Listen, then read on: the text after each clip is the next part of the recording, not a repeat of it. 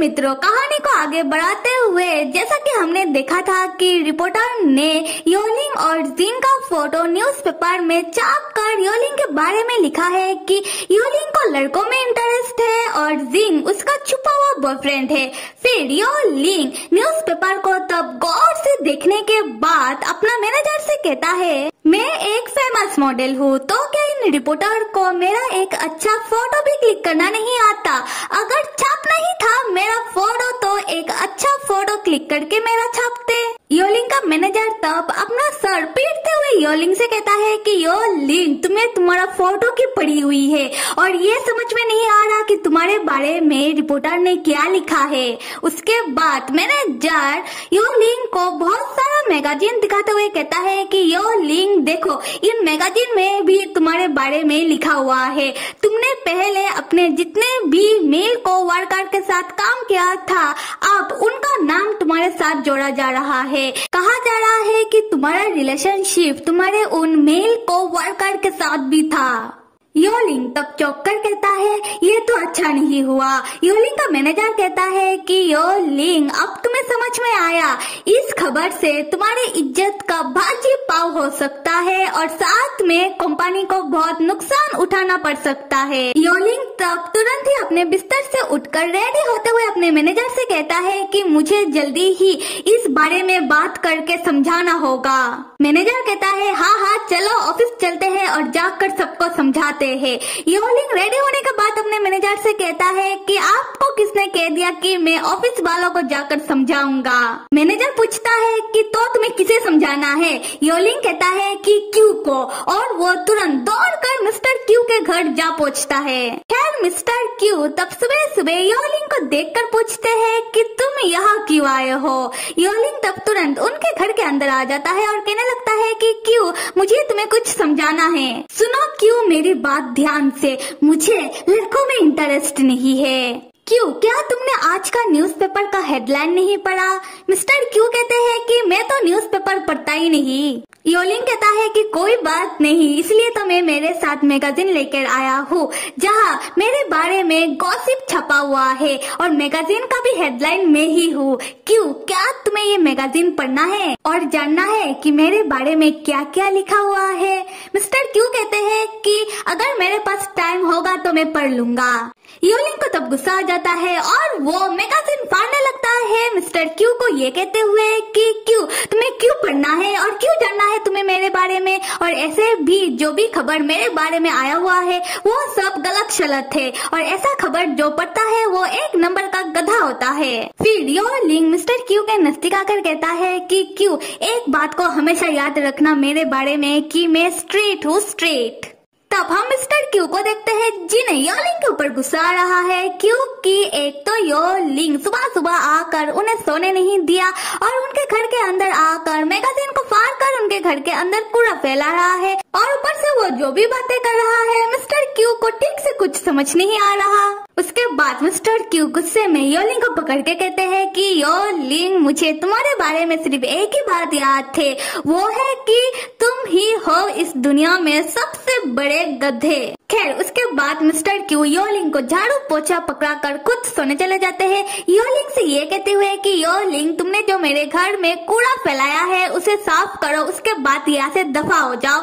योलिंग कहता है कि क्यों, तुम कैसे मुझसे काम करवा सकते हो?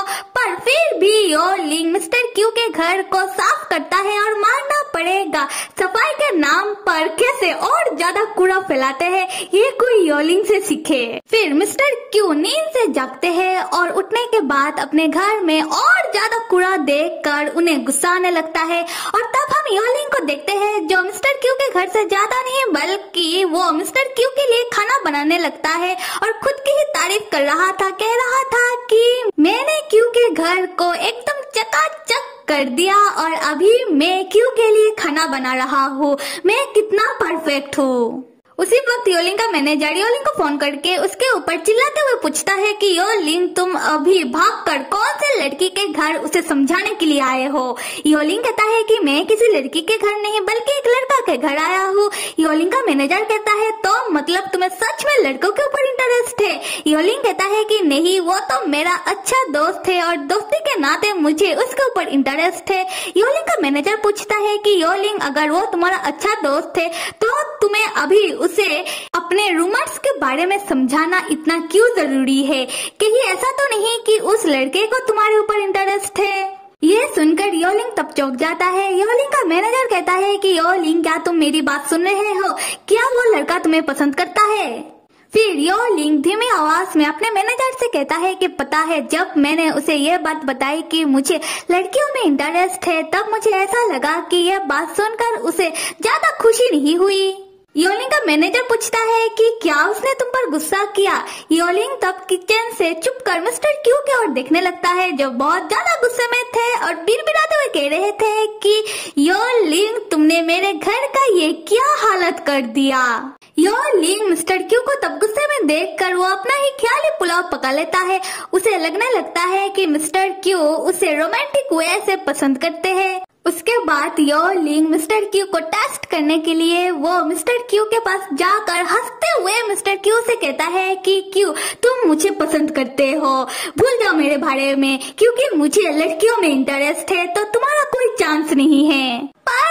पर मिस्टर क्यू जो अपने घर को कूड़ेदान में बदलता हुआ देखकर वो पहले से ही योलिंग के ऊपर गुस्से में थे, तब उनका गुस्सा और ज्यादा बढ़ जाता है। वो योलिंग को मारते हुए कहते हैं कि पागल कहीं के, जब से आए हो तब से कुछ न कुछ बकवास किए जा रहे हो, क्या तुम्हें मरना है? खैर पर योलिंग भाई साहब यहाँ नहीं रुकते मिस्टर क्यू को और गुस्सा दिलाने में, और मिस्टर क्यू को तो ऐसे भी गुस्सा आ रहा है। मिस्टर क्यू योलिंग से पूछता है कि योलिंग तुम अभी तक मेरे घर से नहीं गए? योलिंग कहता है कि क्यू क्या तुम्हें इतना अच्छा लग रहा है कि तुम उठने के बाद भी मैं तुम्हारे घर में हूँ? उसके बाद योलिंग अपना बकवास सफाई का स्किल दिखाते हुए मिस्टर क्यू से कहता है कि क्यू देखो मैंने तुम्हारे घर को साफ सुथरा कर दिया, लग रहा है ना नया जैसा, जिसको देखकर मिस्टर क्यू को और ज्यादा गुस्सा आने लगता है। फिर योलिंग ने जो मिस्टर क्यू के लिए खाना बनाया है जो किसी एंगल से खाना नहीं लग रहा,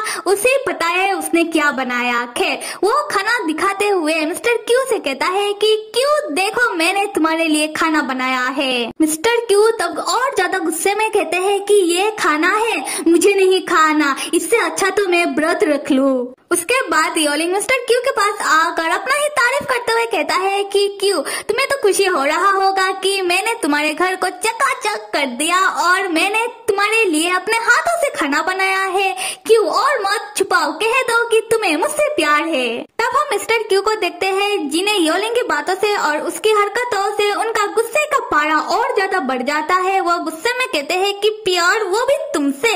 योलिंग कहता है कि हाँ इसमें गलत किया है, क्यू तुम मुझसे छुपा हुआ प्यार करते हो। फिर मिस्टर क्यू योलिंग के साथ हमेशा जैसे बिहेव करते हैं उसके बारे में योलिंग मिस्टर क्यू को बताते हुए कहता है कि क्यू देखो जैसे कि तुम मुझसे हमेशा कहते रहते हो कि मेरा बॉडी खास नहीं है, ये तुम इसलिए करते हो जिससे तुम मेरा अटेंशन पा सको, ये तुम्हारा छुपा हुआ प्यार नहीं तो क्या है? और जब भी तुम पेंटिंग करने के लिए बैठते हो और मैं तुम्हारे सामने आकर तुम्हारे साथ बातें करता हूँ तब तुम मेरे और देखते तक नहीं, क्योंकि तुम बहुत ही शाय हो, तो ये तुम्हारा छुपा हुआ प्यार मेरे लिए नहीं तो क्या है? और जब भी मैं तुम्हारे कमरे में आता हूँ तब तुम हमेशा ही मुझे बाहर भगा देते हो, क्योंकि तुम्हें डर लगता है कि तुम मेरे साथ कुछ ऐसा वैसा न कर लो, तो ये तुम्हारा छुपा हुआ प्यार नहीं तो क्या है? क्यों तुम हमेशा ही मेरे साथ ऑनेस्ट रहे हो,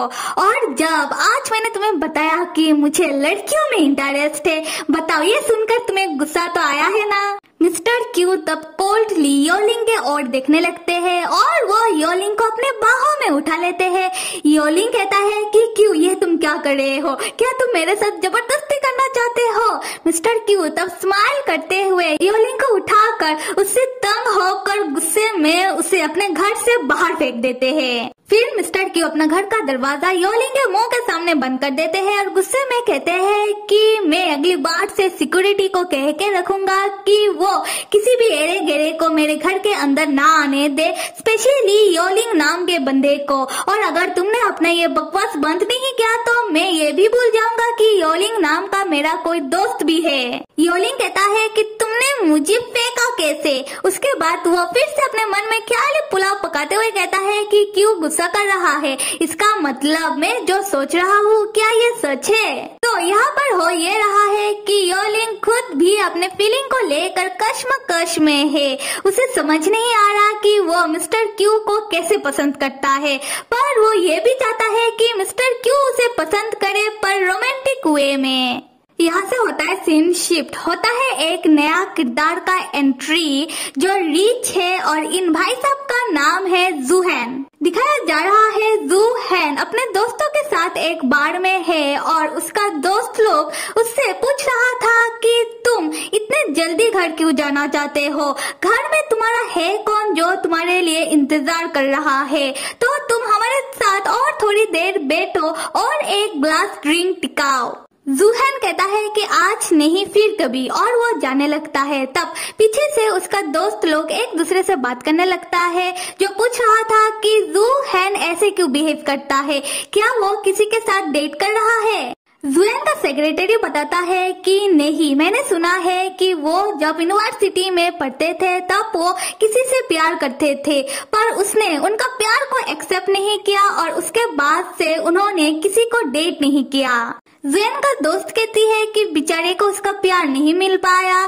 जूहैन का सेक्रेटरी कहता है कि हाँ, पर इस बात को बहुत साल बीत चुके हैं। तब हम जूहैन को देखते हैं जो अपने कार में जाकर बैठने के बाद अपना फोन निकाल कर अपने फोन में सीनियर यॉन का नंबर और उसके खुद का और सीनियर यॉन का फोटो देखने के बाद कहता है कि मैं क्यों ड्रिंक करूं, इसका कोई फायदा है नहीं क्योंकि मुझे नशा कभी चढ़ता ही नहीं। सो मेरे मित्रों, ये नया किरदार अपने साथ कौन सा कहानी लेकर आया है ये तो हमें आने वाले एपिसोड में पता चल ही जाएगा। और आज का एपिसोड देखकर मेरे जहन में एक सवाल आया है कि हमेशा ही मेल लीड क्यों हैंडसम और रिच होता है। क्या मेल लीड को हमेशा ही हैंडसम और रिच होना इतना ही जरूरी है? अगर आप लोगों के जहन में भी ऐसा कुछ सवाल कभी भी आया होगा तो मुझे कमेंट करके जरूर बताना, और साथ में लाइक, सब्सक्राइब और कमेंट करना तो बिल्कुल भी मत भूलिएगा। Till then stay with me and see you.